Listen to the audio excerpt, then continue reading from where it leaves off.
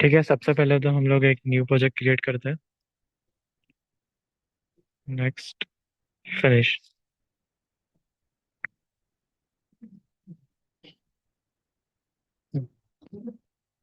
अब इसके अंदर हमने परसों के दिन डिफरेंट टाइप्स के मेथड्स क्रिएट करना देखा था। जैसे हमारी जो मेन क्लास है अभी तक, पहले हमने एक मेन मेथड का यूज़ करते थे, बाद में हमने डिफरेंट मेथड्स बनाई थी और उसको मेन मेथड के अंदर कॉल करके यूज़ किया था। ठीक है। और उसके बाद ऑब्जेक्ट ओरिएंटेड प्रोग्रामिंग में हमने डिफरेंट क्लासेस बनाई थी। क्लासेस के लिए ऑब्जेक्ट्स बनाए थे, उस ऑब्जेक्ट की हेल्प से उस क्लास के मेथड्स को कॉल किया था। अब आज हम इसके अंदर देखेंगे इंटरफेस का यूज़ करना। ठीक है। अब जावा के अंदर इंटरफेस क्या होता है? इंटरफेस जो है वो एब्स्ट्रैक्ट क्लासेस होती है। ठीक है। तो एब्स्ट्रैक्ट क्लासेस वो होती है कि जिसका आप ऑब्जेक्ट क्रिएट नहीं कर सकते, वो डायरेक्टली आप उसका मेन मेथड के अंदर उसका ऑब्जेक्ट क्रिएट करके उसको कॉल नहीं कर सकते।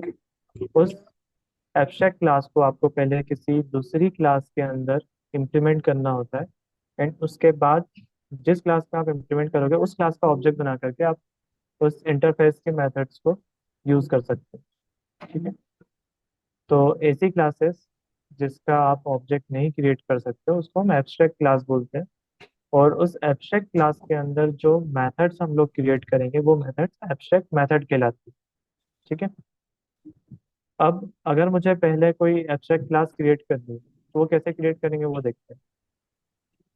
ठीक है। तो एब्स्ट्रैक्ट क्लास क्रिएट करने के लिए आप लिखोगे यहाँ पर एब्स्ट्रैक्ट,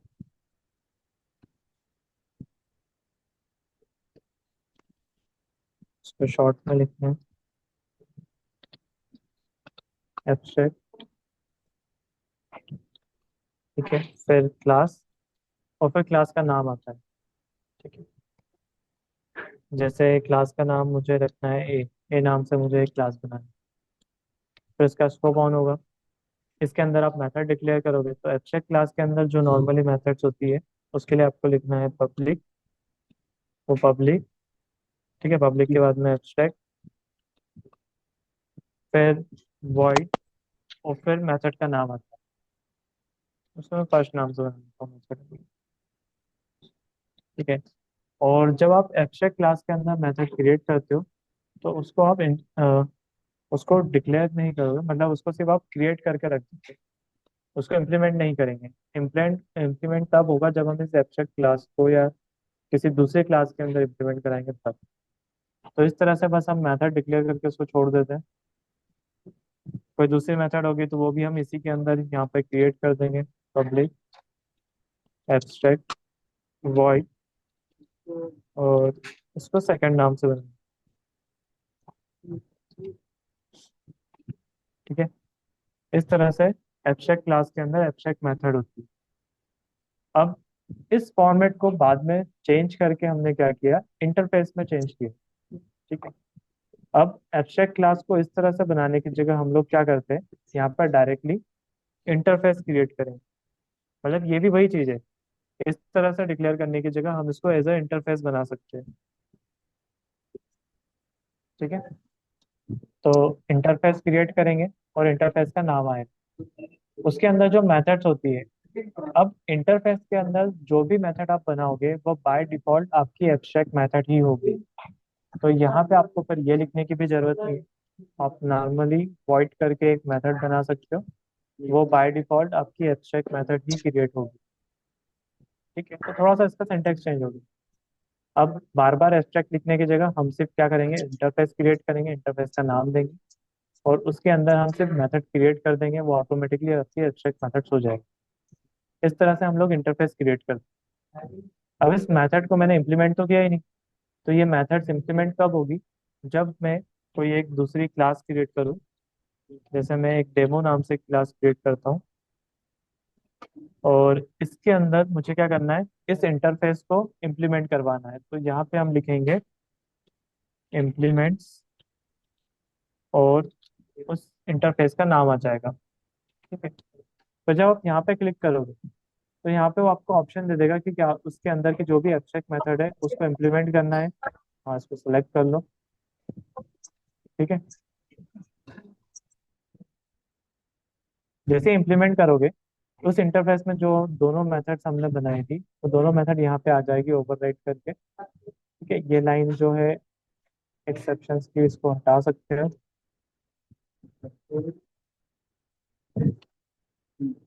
और ये जो मेथड्स आई है यहाँ पे फिर हम इसको इम्प्लीमेंट करें, तो इस मेथड के अंदर आपको जो भी कोड रन करवाना है वो हम यहाँ पे लिखेंगे। ठीक है, इसमें मेथड लिख देते हैं, दिस इज मेथड वन। और यहाँ पे हम मेथड डाल देते हैं मैसेज में, दिस इज मेथड टू। ठीक है, इस तरह से। तो इस तरह से इंटरफेस के अंदर की जो भी मेथड होती है उसको हम इम्प्लीमेंट करते हैं किसी दूसरी क्लास। और अब जिस क्लास में हमने इम्प्लीमेंट करवाया है उस क्लास का हम ऑब्जेक्ट बना लेंगे हमारे मेन मेथड के अंदर। तो ऑब्जेक्ट जो है वो आपका डेमो क्लास का बनेगा। तो डी एम नाम से रख लेते हैं, इक्वल्स टू न्यू डेम। और फिर डीएम करके आप डॉट लगाओगे तो आपको दोनों मेथड मिल जाएगी, फर्स्ट एंड सेकंड मेथड। ठीक है, तो इस तरह से हम इंटरफेस को इम्प्लीमेंट करवा।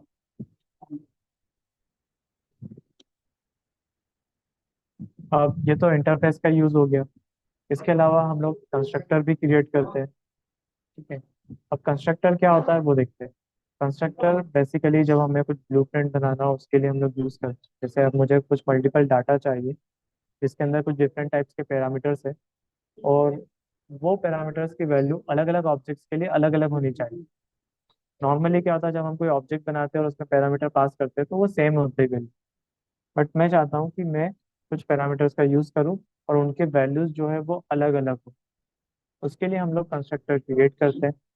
प्लस आप चाहते हो कि विदाउट किसी क्लास का ऑब्जेक्ट बनाए हम उसके कंस्ट्रक्टर को यूज कर सके, तो उसके लिए भी हम लोग कंस्ट्रक्टर क्रिएट करते हैं। तो हम लोग देखते हैं कंस्ट्रक्टर कैसे क्रिएट होगा। कंस्ट्रक्टर के लिए मैं एक न्यू क्लास बना रहा हूँ, और वो मैं चाहता हूँ कि थोड़ा सा अलग फाइल में। जैसे यहाँ पे ऑलरेडी मैंने कुछ क्लास और ये इंटरफेस बनाया हो, अब मुझे जो कंस्ट्रक्टर बनाना है मैं चाहता हूँ उसकी क्लास अलग से बने। तो आप यहाँ पे फाइल पे जाओ, यहाँ पे ऑप्शन मिलेगा न्यू फाइल। प्रोजेक्ट नहीं बना रहा हूँ क्योंकि प्रोजेक्ट तो फिर पूरा कंप्लीटली चेंज हो जाएगा, इसलिए मुझे सेम प्रोजेक्ट में चाहिए। इससे न्यू फाइल पे जाना है, यहाँ पे जावा सिलेक्ट करना है, यहाँ पे जावा क्लास होनी चाहिए क्योंकि मुझे सिर्फ क्लास क्रिएट करना है। ठीक है, प्रोजेक्ट का नाम सेम रहेगा जिस प्रोजेक्ट पे आप अभी वर्क कर रहे हो। इसको नेक्स्ट करना है, यहाँ पे क्लास का नाम डालना है, आप जिस नाम से भी क्लास बनाना चाहते हो। तो मैं इसको अभी के लिए नाम देता हूँ स्टाफ। ठीक है, जैसे मुझे किसी ऑफिस के स्टाफ के लिए कुछ डाटा क्रिएट करना है, तो मैंने स्टाफ नाम से एक क्लास बनाई, उसको फिनिश किया। ठीक है, तो आपको स्टाफ नाम से एक क्लास मिल जाएगी, और पैकेज आपका सेम ही रहेगा जिसपे आप यहाँ पे वर्क कर रहे हो, जावा एप्लीकेशन 7। ठीक है, सेम प्रोजेक्ट के अंदर ही आपकी एक और क्लास मिल जाएगी यहाँ पे। अब इस क्लास का मुझे कंस्ट्रक्टर बनाना है, तो कंस्ट्रक्टर कैसे क्रिएट होता है, सबसे पहले आपको क्लास का नाम लिखना है। ठीक है, क्लास के अंदर ही ये क्लास यहाँ से ओपन हुई, यहाँ पे क्लोज हुई, तो यहाँ पे क्लास का नाम आएगा, फिर ब्रैकेट्स आएंगे, और फिर कर्ली ब्रैकेट्स इसको।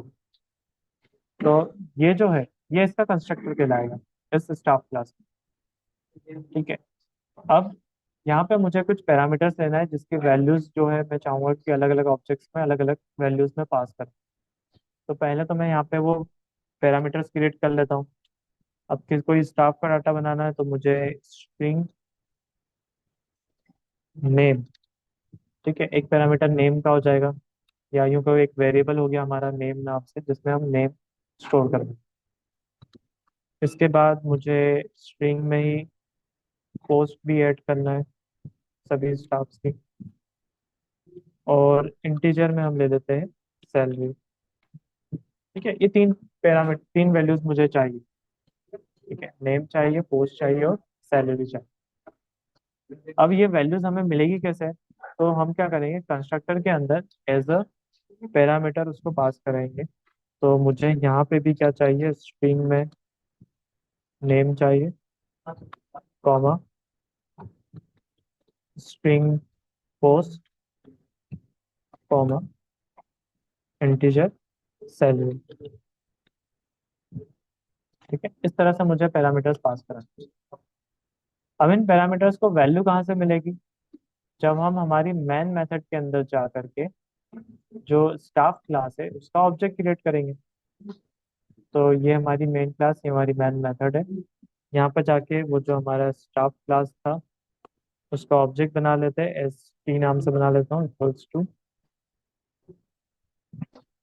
स्टाफ।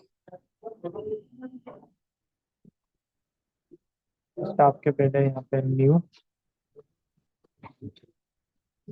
ठीक है। और यहाँ पे हम उन पैरामीटर्स की वैल्यू पास करते हैं। जैसे मुझे कोई नाम यूज करना है, यहाँ पे कोई नाम रख देते हैं शुभम, कॉमा, हमने पोस्ट लिखा हुआ है, पोस्ट में आप कोई भी पोस्ट डाल सकते हैं। मैं डाल देता हूँ टीचिंग। खैर टीचिंग तो प्रोफेशन हो गया, फैकल्टी, कॉम। सैलरी डालना है तो यहाँ पे आप सैलरी डाल सकते हो, जो भी सैलरी है। ये इंटीजर वैल्यू है इसलिए डायरेक्टली, और लास्ट में 7। ठीक है। तो यहाँ पर जो हम ये वैल्यूज लिख रहे हैं, ये तीनों वैल्यूज क्या होगी, इस क्लास में जाएगी, और इस कंस्ट्रक्टर में जो पैरामीटर्स है इनको असाइन हो जाए। अब जो वैल्यूज है वो तो इन पैरामीटर्स को असाइन हो रही है, जबकि वो वैल्यूज मुझे किसको असाइन करना है, इन वेरिएबल्स को। तो इन वेरिएबल्स में वो वैल्यू कैसे जाएगी, तो इस कंस्ट्रक्टर के अंदर हम लिखेंगे this dot name equals to name, फिर this dot post equals to post, फिर this dot salary equals to salary. ठीक है। अब ये समझते हैं मैंने ऐसा क्यों लिखा है, dot name equals to name, dot post equal to post, dot salary equals to salary. तो देखो, अगर मैं नेम को सिलेक्ट करता हूँ यहाँ, तो ये नेम से क्या हाईलाइट कर रहा है, इसको, मतलब ये वेरिएबल। तो दिस डॉट नेम जो लिखा है ना, वो इस वेरिएबल के लिए लिखा है। और इसको वैल्यू कहाँ से असाइन होगी, इस नेम से। ये वाला जो नेम है ये कौन सा है, ये पैरामीटर वाला। ठीक है। और इस पैरामीटर को वैल्यू कहाँ से मिल रही है, जब हमने इसका ऑब्जेक्ट बनाया यहाँ से। तो यहाँ पे जो आप वैल्यूज लिखोगे इस ऑब्जेक्ट के अंदर, एस टी ऑब्जेक्ट के लिए, ये वैल्यू असाइन हो जाएगी सीधा यहाँ पे नेम पोस्ट और सैलरी में। और फिर वो असाइन होगी दिस डॉट नेम, मतलब इसमें। अच्छा, अब ये जो दिस कीवर्ड है, ठीक है, ये टेम्पररी प्लेस होल्डर। ये क्या होगा, ये रिप्लेस हो जाएगा। रिप्लेस किससे होगा, जब हम इस क्लास का ऑब्जेक्ट बनाते हैं इससे। तो आप यूं अज्यूम कर सकते हो कि ये जो एस टी नाम का ऑब्जेक्ट मैंने यहाँ पे बनाया है, ये क्या होगा, इस दिस से रिप्लेस हो जाएगा। तो ये हो जाएगा S T dot name equals to name. तो ये तीनों वैल्यूज जो असाइन हो जाएगी इस पर्टिकुलर ऑब्जेक्ट के लिए। अब मुझे अगर कोई वैल्यू चेक करना है, तो मैं यहाँ पे प्रिंट करता हूँ मैसेज में। और मैसेज में मुझे क्या चाहिए, एस टी डॉट, वो जो तीनों वेरिएबल्स मैंने कंस्ट्रक्टर में बनाए थे उन तीनों वेरिएबल्स यहाँ पे आ गए, नेम पोस्ट सैलरी। मैं अगर एस टी डॉट नेम करता हूँ तो नेम में मुझे शुभम यहाँ पे प्रिंट होना चाहिए। इसको रन किया, ये आ गया, शुभम। ठीक है। नेम की जगह अगर मुझे उसका पोस्ट चेक करना है, तो हम पोस्ट डालेंगे तो पोस्ट की वैल्यू आ जाएगी, सेक्रेटरी। इसी तरह से यहाँ पे अगर सैलरी डालोगे,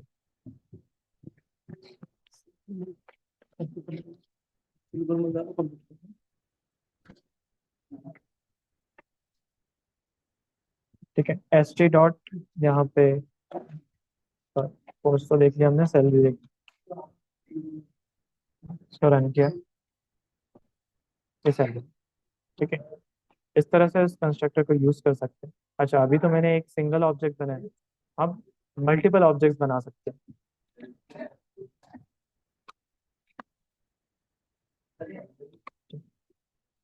इसके नेम चेंज कर देते हैं, जैसे एस टी को मैं 1 ले लेता हूँ, ST2, ST3। ठीक है। फिर यहाँ पे वैल्यूज चेंज कर सकते हैं अलग अलग,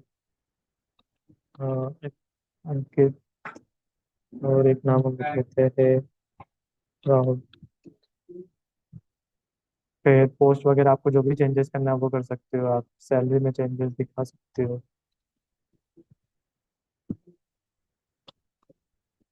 इस तरह से। तो पैरामीटर इसमें सेम रहेंगे। ठीक है, यहाँ पे हम देखेंगे तो पैरामीटर सेम है, बस इनको वैल्यूज हम अलग अलग असाइन कर सकते हैं अलग अलग ऑब्जेक्ट्स के लिए। तो यहाँ पे जाके अगर मैं सैलरी चेक करूँ ST.1 की, तो सैलरी मुझे मिलेगी 50,000। यहीं पे ST1 की जगह मैं ऑब्जेक्ट चेंज कर दूँ, ST2 का सैलरी चेक करना, तो ST2 का सैलरी आ जाएगा 25,000। ST2 की जगह ST3 ऑब्जेक्ट यूज करूँ, तो उसकी वैल्यू आ जाएगी। ठीक है, तो हम मल्टीपल ऑब्जेक्ट्स बना सकते हैं, उनको मल्टीपल वैल्यूज पास करा सकते हैं डिफरेंट डिफरेंट। और ये कोड आपको बार बार लिखने की जरूरत नहीं पड़ेगी, ये एक ब्लूप्रिंट की तरह वर्क करेगा, एक डिज़ाइन की तरह की। डिज़ाइन में ये वैल्यूज है, और ऑब्जेक्ट के साथ में आप डिफरेंट डिफरेंट वैल्यूज डाल करके उसको सेव करवा सकते हैं। तो इस तरह से कंस्ट्रक्टर वर्क करता है। समझ में आया सभी को? इंटरफेस और ये कंस्ट्रक्टर, इसमें कुछ डाउट है या कुछ पूछना है किसी को? बहुत सारे।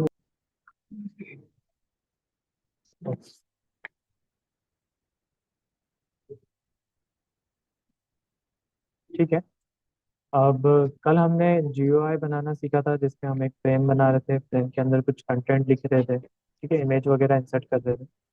तो उसके बेस पे हमें लोग आज एक प्रोग्राम बनाएंगे, जिसमें एक फ्रेम रहेगी, जिसके अंदर हम दो नंबर्स यूजर से इनपुट लेंगे, और उसी पे कोई भी प्लस या माइनस का ऑपरेशन लगा करके उसका रिजल्ट यूजर को शो करें। ठीक है, कल तो हमने सिर्फ फ्रेम डिजाइन करी थी, आज हम उसमें उसके फंक्शनलिटी वगैरह ऐड करके उसको प्रॉपर एप्लीकेशन की तरह चलाएं। तो उसके लिए मैं एक न्यू प्रोजेक्ट स्टार्ट कर लेता हूँ। मतलब आप पिछले पैसे में उससे पता है कि आपस चल जाएंगे हम बस के रास्ता देखेंगे। ठीक है, अब सबसे पहले हम इसके अंदर फ्रेम्स बनाएंगे। अच्छा, इसको लेकिन थोड़ा सा डिफरेंट तरीके से मैं क्रिएट करूँगा। सबसे पहले मैं इसके अंदर कंस्ट्रक्टर बना, कंस्ट्रक्टर कंस्ट्रक्टर बनाने के लिए जो हमारी क्लास का नाम है, इसी को हम यहाँ पे लिखेंगे, फिर पैरेंथेसिस, और फिर स्कोप। ये हमारा कंस्ट्रक्टर क्रिएट हो जाएगा। और जब मैं हमारी मेन क्लास का ही कंस्ट्रक्टर बना रहा हूँ और सारा कोड मैं इसी के अंदर लिखूंगा, तो ये रन कैसे होगा? क्योंकि रन तो मेन मेथड होती है। तो मेन मेथड के अंदर हमें ये करना है, हम इसको इंस्टेंशिएट करेंगे कुछ इस तरह से। ठीक है, तो इस तरह से आप कंस्ट्रक्टर को कॉल कर सकते हैं। आपको उसके लिए ऑब्जेक्ट बनाने की जरूरत नहीं, आप डायरेक्टली कंस्ट्रक्टर को इस तरह से कॉल कर सकते हैं। ठीक है, अब मैं यहाँ पे कंस्ट्रक्टर के पहले फ्रेम क्रिएट करूंगा, जे फ्रेम, फ्रेम नाम से बना लेते हैं, equals to new J frame. ठीक है, इसको हम यहाँ से इंपोर्ट करवा लेते हैं, और फिर ठीक है, इंप्लीमेंट में यहाँ पे ऑब्जेक्ट पहले बना रहा हूँ कंस्ट्रक्टर के बाहर, और उसके अंदर जो भी प्रॉपर्टीज लगानी है वो सब मैं कंस्ट्रक्टर के अंदर जाकर के। तो फ्रेम डॉट, सबसे पहले इसको विजिबल कर देते हैं, सेट विजिबल टू, इसको साइज दे देते हैं हम, फ्रेम डॉट सेट साइज। ठीक है, साइज में हम देते हैं 900 pixel by 600 pixel. Frame dot, इसको क्लोज करने का ऑपरेशन बना लेते हैं, सेट डिफॉल्ट क्लोज ऑपरेशन, और यहाँ पे आ जाएगा J frame dot exit on close. ठीक है, इसको एग्जिट ऑन क्लोज किया, फिर कुछ और ऑप्शन इसमें डाल देते हैं। मैं नहीं चाहता कि वो जो एप्लीकेशन है उसका साइज जो है चेंज हो, तो हम इसको frame dot set be sizable, और इसको फॉल्स कर देते हैं। ठीक है, और एक लेआउट ऐड कर देते हैं इसके अंदर, फ्रेम डॉट सेट लेआउट, और इसको वैल्यू दे देते हैं नल। तो इसका जो बाय डिफॉल्ट लेआउट है वही हम यूज हो जाएगा इसके अंदर, बाउंड्री। ठीक है, फ्रेम के ऑप्शन डाल दिए। अब मुझे इसके अंदर लेबल क्रिएट करना है, तो मैं लेबल बना लेता हूँ, जे लेबल। लेबल को नाम देना है। ठीक है, तो लेबल को हम नाम दे देते हैं LA1, equals to new J label. ठीक है, अब इस लेबल के अंदर क्या लिखना है, तो यहाँ पे मैं लिख देता हूँ एंटर फर्स्ट नंबर। ठीक है, ये हमारा लेबल क्रिएट हो जाएगा। इसको हम इंपोर्ट करवा लेते हैं लेबल को। फिर हम कंस्ट्रक्टर के अंदर जाके लेबल का साइज वगैरह उसकी पोजीशन डिफाइन कर देते हैं। ठीक है, LA1 डॉट सेट बाउंस। अब इसको पोजीशन दें। ठीक है, तो थोड़ा सा मैं लेफ्ट से स्टार्ट करना चाहता हूँ, इसको मैं कर देता हूँ 50। फिर ऊपर से वर्टिकल पोजीशन, इसको भी 50 के डिस्टेंस पर रख लेते हैं। उसके बाद इसकी विड्थ, तो विड्थ मैं यूज़ कर रहा हूँ यहाँ पे 300, और हाइट रख लेते हैं 50। और इस लेबल को ऐड कर देते हैं हमारे फ्रेम के अंदर। फ्रेम डॉट ऐड कंपोनेंट, और यहाँ पे हमारे कंपोनेंट का नाम आ जाएगा LF1। तो इस तरह से ये फ्रेम में ऐड हो जाएगा। ठीक है, इसको साइज दे देते हैं हम LA1 dot set font. Font के अंदर न्यू फॉन्ट। ठीक है, फिर फॉन्ट का नाम आएगा। मैं टाइम्स न्यू रोमन ही यूज़ कर रहा हूँ। अब आपके हिसाब से यूज़ कर सकते हो कौन सा फॉन्ट आपको यूज़ करना है। इसके बाद में फॉन्ट डॉट, इसको इटैलिक कर देते हैं, कॉमा साइज में रख रहा हूँ फॉन्ट की 25। ठीक है, इसको रन करके देख सकते हो, ये फ्रेम आ गई। फ्रेम के अंदर यहाँ पे लिखा हो जाएगा हमारे पास इंटर फर्स्ट नाम। ठीक है, इसके बाद मुझे एक टेक्स्ट बॉक्स चाहिए जिसके अंदर हम वैल्यूज इंपुट करा सके। तो अब हम यहाँ पे क्रिएट करते हैं जे टेक्स्ट फील्ड, और इसको नाम देते हैं TF1, equals to new J text field. ठीक है, तो ये हमारा टेक्स्ट फील्ड क्रिएट करके दे देगा, इसको इंपोर्ट करवा लेते हैं। अब यहाँ पे हम इसको पोजीशन दे देते हैं TF1 equals to, oh sorry, TF1 dot set bounds. ठीक है, अब ये मुझे क्या करना है, वो जो इंटर फर्स्ट नंबर का हमने लेबल बनाया था उसके जस्ट सामने ही चाहिए। ठीक है, हाइट वही होना चाहिए, बस उसके सामने की तरफ चाहिए। ठीक है, अब जो साइज है हमारे लेवल का वो 300 का है, और 50 का मैंने ऑफसेट दिया था उसको एक्स लेफ्ट साइड से। तो टोटल 350 हो गया। उसके बाद मैं चाहता हूँ बीच में थोड़ी सी स्पेस भी रहे, तो 350 प्लस 50 मतलब 400। इसको मैं स्टार्ट करूंगा 400। वर्टिकल हाइट सेम रहेगी जैसा उसका है, साइज भी हम सेम रख लेते हैं 300, और वर्टिकल मतलब उसकी जो हाइट रहेगी वो भी सेम रख लेते हैं 50। ठीक है, और इसको हम ऐड करवा लेते हैं हमारी फ्रेम के अंदर। फ्रेम डॉट ऐड कंपोनेंट, और कंपोनेंट में TF1, इस तरह से। ठीक है, तो उसको आप रन करके देखोगे, वो टेक्स्ट फील्ड भी आ जाना चाहिए। ये आ गई जहाँ पे हम टाइप वगैरह कर सकते हैं नंबर। अब जैसा मैंने फर्स्ट के लिए किया है वैसा ही मुझे सेकंड के लिए भी चाहिए। ठीक है, एक और लेबल चाहिए जिसमें मैं सेकंड नंबर लिखूंगा, और एक और टेक्स्ट फील्ड चाहिए जिसमें मैं यूजर से नंबर ले सकूँ।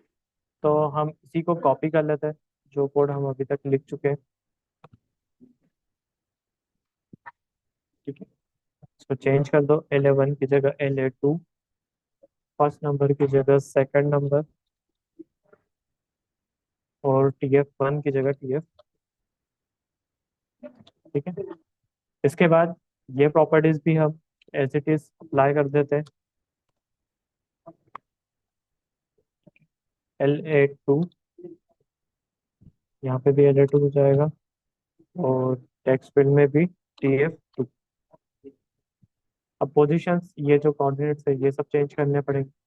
ठीक है, तो वर्टिकल पोजीशन चेंज करनी है, हॉरिजॉन्टल तो सेम रहेगा, एक के नीचे एक ही आना चाहिए।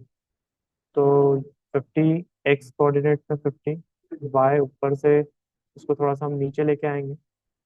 50 का साइज था, 50 का हमने ऑफसेट लिया था 100, तो यही हो गया। 50 का ऑफसेट और ले लेते हैं, तो इसको मैं स्टार्ट करता हूँ 150 से। ये सेम रहेगा, साइज भी सेम रहेगा। उसी तरह से यहाँ पे भी हम कर देते हैं 150 बाय डायरेक्शन, और इन दोनों को यहाँ पे ऐड कर देते हैं फ्रेम के अंदर।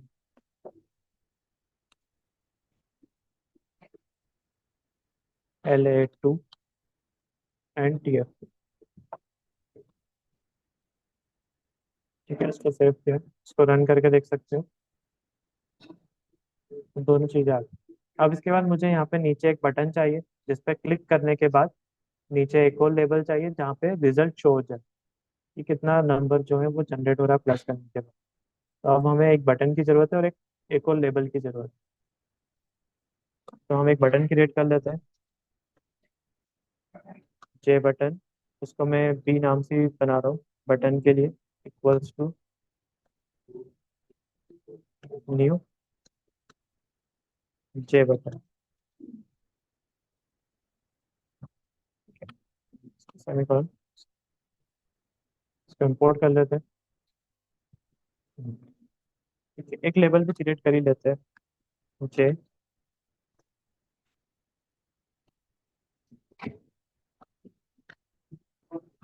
लेबल, और इसको थर्ड वाला लेबल है तो LA3 कर देते हैं, equals to new J label. ठीक है, अब लेवल में मैं स्टार्टिंग में लिख देता हूँ यहाँ पे रिजल्ट।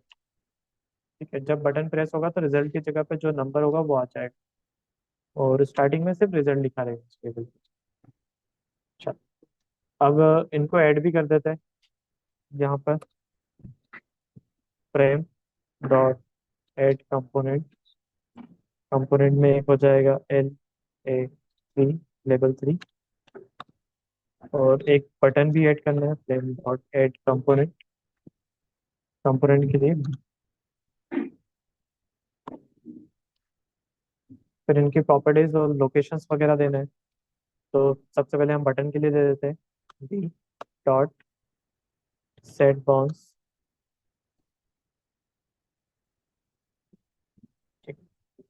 और इसके कोऑर्डिनेट्स, अब ये थोड़ा सा सेंटर में चाहिए और नीचे की तरफ चाहिए, इसको मैं स्टार्ट करता हूँ 350 से एक्स में। वाई में 150 तक तो हम यूज कर चुके हैं स्पेस, तो 150 प्लस 50 200, 250, 250 पे रखते हैं। बटन का साइज 200 और हाइट 50। ठीक है, इसको चेक करते हैं, ये नीचे आ गया होगा। फिर बटन के बाद मुझे एक लेबल भी चाहिए, तो LA3 डॉट सेट बाउंस।